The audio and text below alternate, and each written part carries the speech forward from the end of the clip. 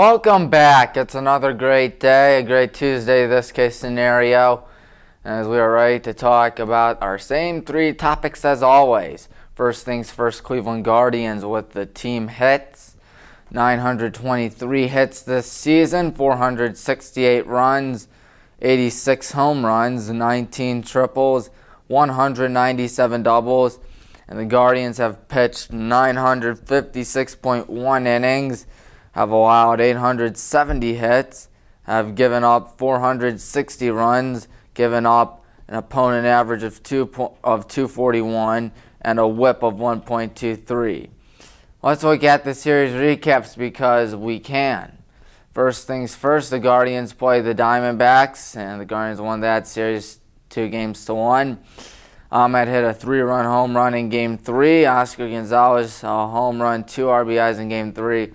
And then the Guardians played the Astros after that. The Guardians split the series 2 games apiece.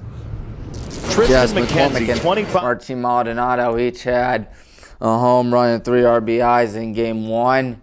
In Game 2, Trey Mancini hit a grand slam. In Game 3, Ahmed Rosario had a 2-run single back in, Game 3, of course. Trying to find something.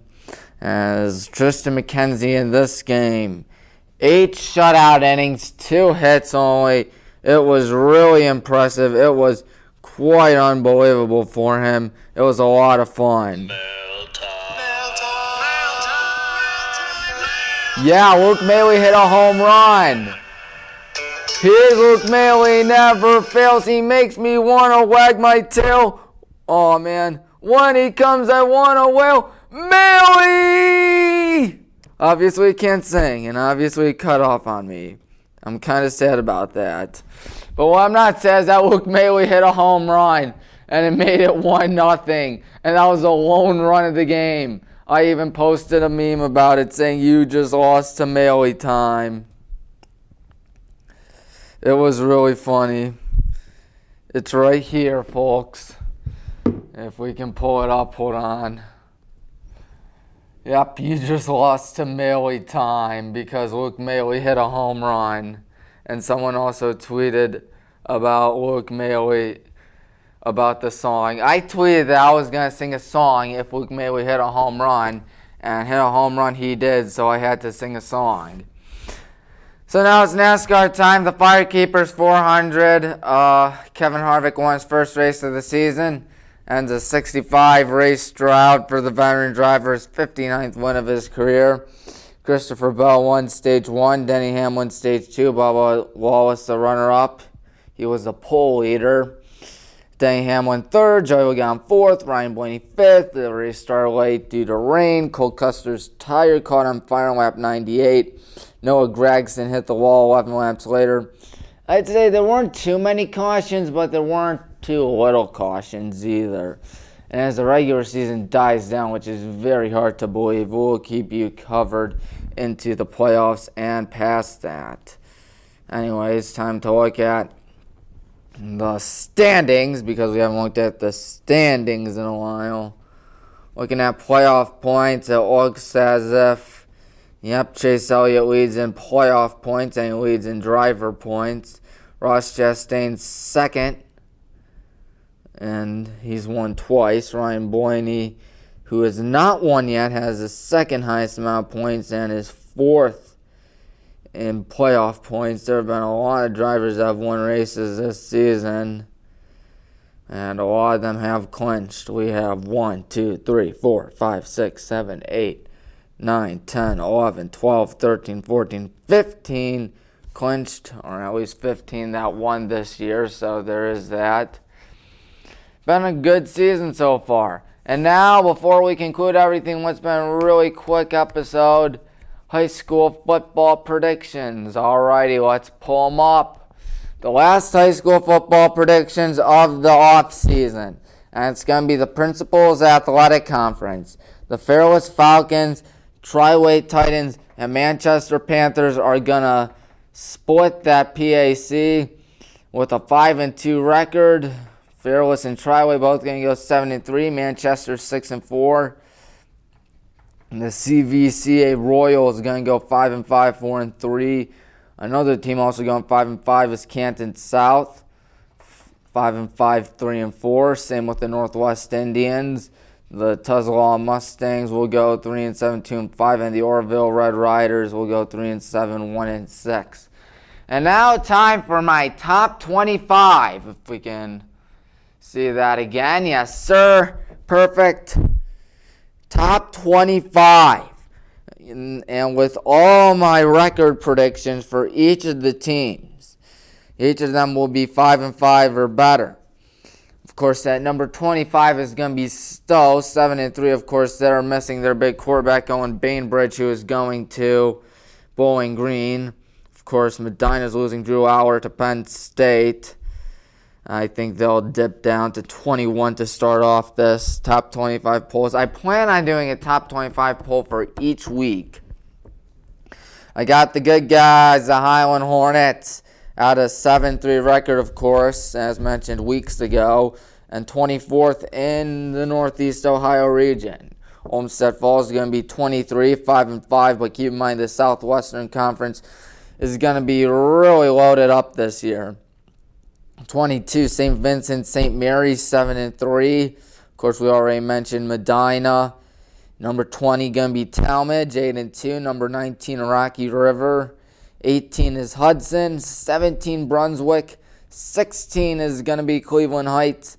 15, the Barberton Magics. I think the Magics are going to win the American Conference. And Padua Franciscan, number 14, 8-2. Walsh going to be 13, 7-3. And despite Walsh having a worse record than the Bears, I think that the Warriors are going to win the Crown Conference.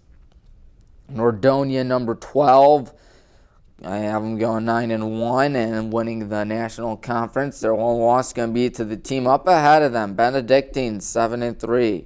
Number 10 is Avon. Number 9, Avon Lake. Of course, Avon Lake did take down Avon last year, but Avon did win the region and almost took down Hoban in what was a good game out there. So you never know. Canton McKinley, number 8, 7-3. Number 7, the Kirtland Hornets. The only reason why Kirtland isn't number 1 is because they're Division 5. But I think they can make it in Division 4 or Division 3, maybe Division 2 as well. They're going to go perfect 10-0. Of course, nothing new for Kirtland. Number 6, St. Ignatius, going to go 7-3. They did have a rocky season last year, but I think that will change. Number 5, Washington, 8-2. Of course, their big rivalry with McKinley will be Week 10. Number 4, the Mentor Cardinals. Of course, Mentor had a rough season last year. But with the GCC being wide open for anyone this year, I think they're going to capitalize on it. Number 3, Chardon, which we looked over last week. They're going to go 9-0. Let me check joeidle.com.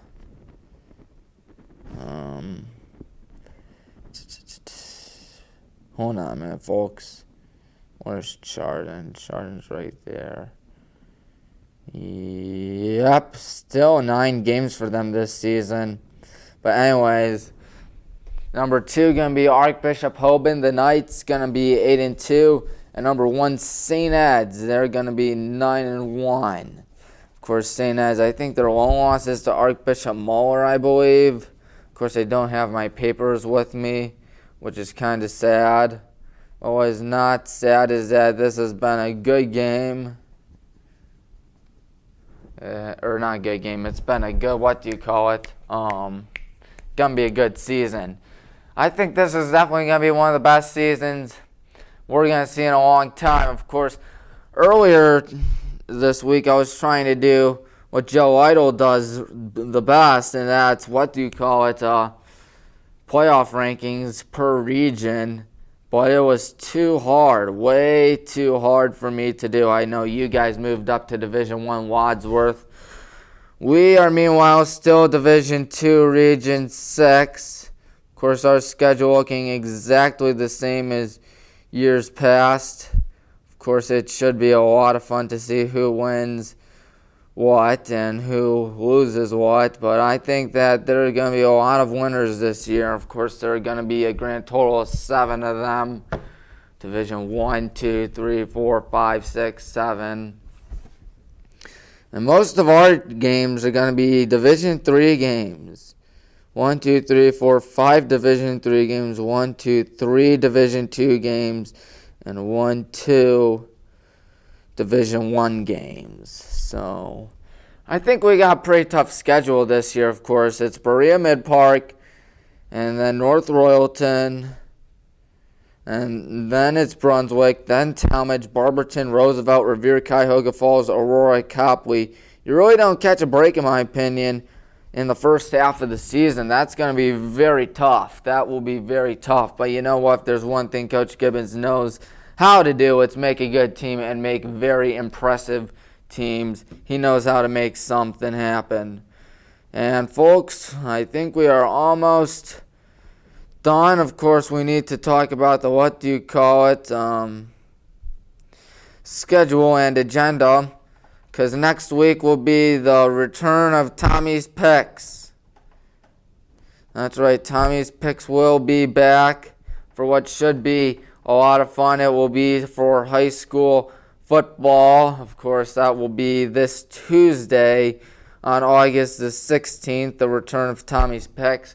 Plus a new rap song about the Highland Hornets. I'm rapping Eminem. Yes, sir, I can't wait for it. It should be a lot of fun. It should be a lot of excitement. I, for one, just cannot wait for it. Of course, I will be rapping Eminem. It's going to be awesome. And it's going to be about the Highland Hornets, because next Friday's football season starts off at George Finney Stadium, where the Highland Hornets play the Berea Mid-Park Titans. That is going to be a blast. I cannot wait for it. And I can't wait to bring you Tommy's Picks, which is going to be next week, hopefully. Till then, I'm Tommy Maroon. So long, everyone.